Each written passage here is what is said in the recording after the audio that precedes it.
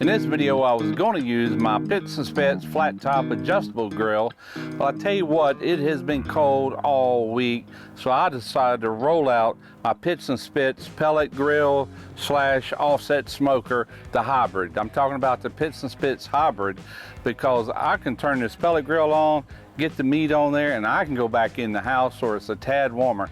Now granted, it has warmed up a lot from what it was Tuesday.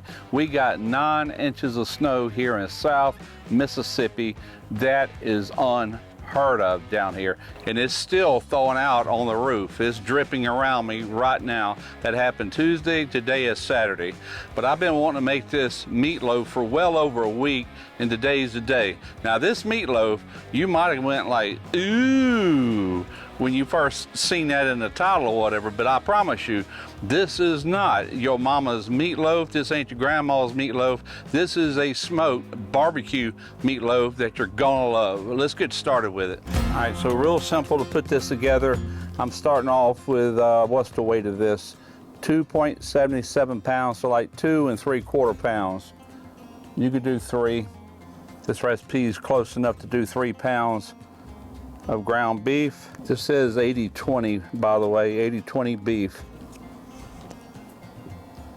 All right, so we're gonna start with 3 eggs. All right, 3 eggs in. Now on this plate right here, I've got 1 whole bell pepper. I've got about a half a cup of parsley. Doesn't have to be exact. And then that is 1 jalapeno, and that is 3 cloves of garlic going in. This is 1 whole large yellow onion. You could use a white onion, it really doesn't matter. 1/4 cup of milk. Now I've got a tablespoon of a barbecue rub. I'm using this Circle Star brisket rub. That's far beef, so I figured it had to be good. And I'll also be dusting that on the outside, but that's going on the inside for now. All right, this is a tablespoon and a half of Worcestershire sauce, 1/2 cup of ketchup. All right, so I'm gonna take my hands and go ahead and mix all this up and start forming it into a loaf.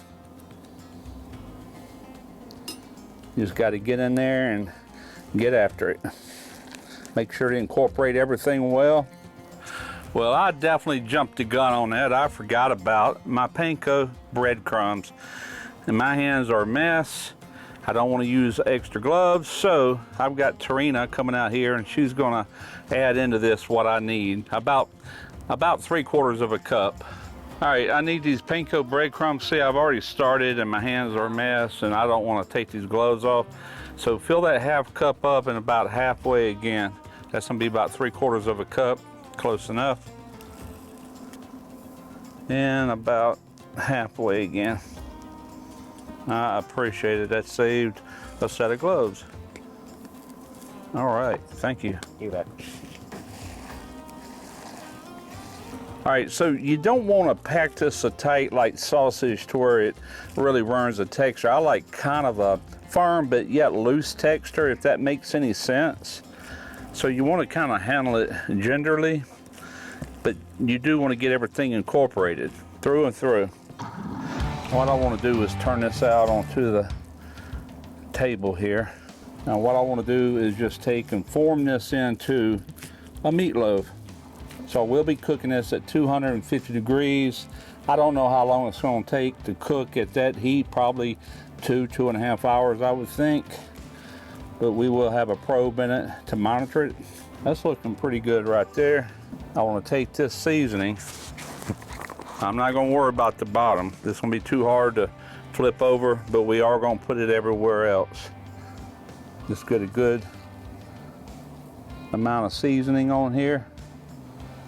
This big hunk of meat, it can handle it. All right, now I'm going to take this spray oil. I'm going to spray this rack with it. And that's just to stop it from sticking as much as possible, because that meat likes to go down in these little squares.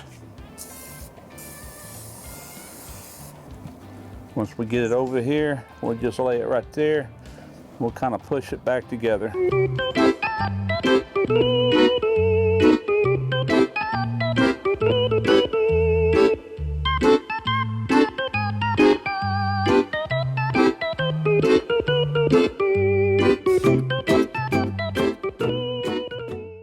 been going about 1 hour, still holding the same temp. Let's go ahead and open this up. Take a look, looking good. Starting to get a little smoky color on there. I think we probably still got at least another hour and a half, maybe longer than that. All right, I'm gonna go ahead and take another look. We're 3 hours into this. And so, you know, at the hour and a half mark, I did take and rotate this for even cooking. I did bring the temperature up a little bit to like close to 260, just to speed it up. I don't mind it taking 4 hours if that's what it takes, because that's that much more smoke that we're gonna get on this. I'm completely good with it. But what I wanna do, look at the beautiful color on that. What I wanna do right now is just do some temp checks. This probe here is showing about 142. And I'm showing 140. I don't know if you can see that. So that's pretty close. At 142, shove her back in. When this hits 150 degrees, I'm gonna go ahead and sauce it with a good barbecue sauce. All right, I'm right at 150 degrees internal temperature. So we're gonna go ahead and start basting this sauce on here. I want it to bake in over a pretty good little time there. It's probably gonna take it about another 30 minutes to hit our target temp. Go ahead and pull this out. I'll probably just leave that out. We'll check it back in about 30 minutes. Now you can use whatever rub you like, whatever sauce you like. I've gotten where I really like this redneck lipstick barbecue sauce. Walmart's got this. It's a pretty color, but it's got a great flavor more than anything. Man, I can't wait to dive into this. Open up some here and get it over on our sides. All right, let's put it back to sleep. We'll check on it about 30 minutes. All right, let's check it. We've been going about another 30, 35 minutes. See if we're up to temp. Yep, 163. Check it on this end. Oh, that's way up there. That's like 187, 164. All right, we're done. We are good. Go ahead and get it off of here. I do have this pit going through the cool down mode, the shutdown. I'm gonna set it over here to my right. We're just gonna let it rest maybe 10 minutes. We're gonna slice into it.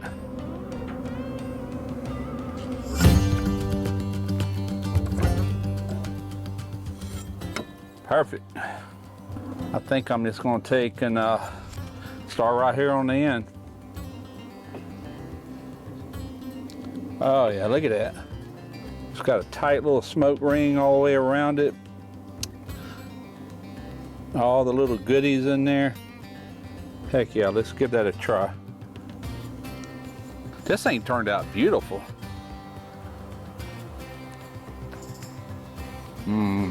Oh. I, for one, love meatloaf. Oh, I'm salivating. I'm gonna try to close this video, but my mouth is watering big time. This is fantastic. If you're into meatloaf, you're gonna love this way of doing it. I do like meatloaf, like the traditional way with gravy and mashed potatoes. I grew up on that, so therefore I like it. But I definitely like this. $15 for this meat is a good, inexpensive way to enjoy barbecue that won't break the bank, and your whole entire family should like this. Hope you give it a try. I'm Russ Jones with Smoky Ribs Barbecue.